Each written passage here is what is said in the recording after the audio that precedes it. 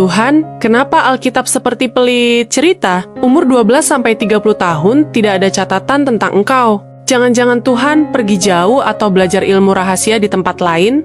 Sama sekali tidak, anakku. Alkitab justru memberi petunjuk yang jujur. Dalam Markus 6 ayat 3, orang-orang di kampung halamanku mengenalku sebagai tukang kayu. Itu artinya, aku tidak pergi kemana-mana selama bertahun-tahun. Aku tinggal di Nazaret, bekerja, dan hidup seperti manusia pada umumnya. Sejak kecil aku juga setia belajar Taurat di sinagog. Itu adalah kehidupan normal anak Yahudi. Jika aku pergi jauh untuk mencari ilmu hebat, orang tidak akan mengenalku seperti itu. Keheningan Alkitab bukan karena kurang cerita, tapi karena hidupku memang sederhana, bukan dongeng yang dibuat-buat.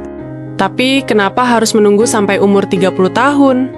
Lama sekali. Apa Tuhan tidak ingin cepat menunjukkan kuasa? Ini bukan soal waktu, tapi ketaatan pada hukum. Dalam tradisi Yahudi, seperti tertulis di Bilangan 4 ayat 3, seseorang baru dianggap sah memulai pelayanan publik pada usia 30 tahun. Lihat juga Daud menjadi raja pada usia 30, dan Yusuf memerintah Mesir pada usia ke-30.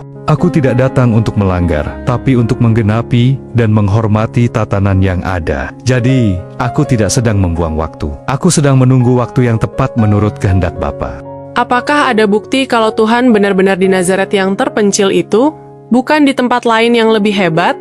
Lihatlah dari sisi sejarah.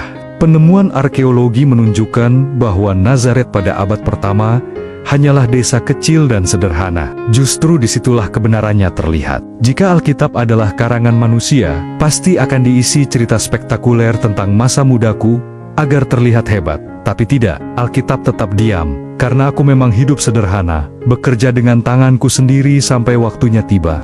Dan ingat ini anakku, untuk menjadi besar di mata Bapa, kamu tidak harus terlihat hebat di depan manusia. Kesetiaanmu dalam hal kecil, saat bekerja, belajar, dan hidup dalam kesunyian, itulah tempat aku membentuk karaktermu. Sampai waktunya tiba, kamu akan dipanggil untuk tugas besar yang sudah Bapa siapkan.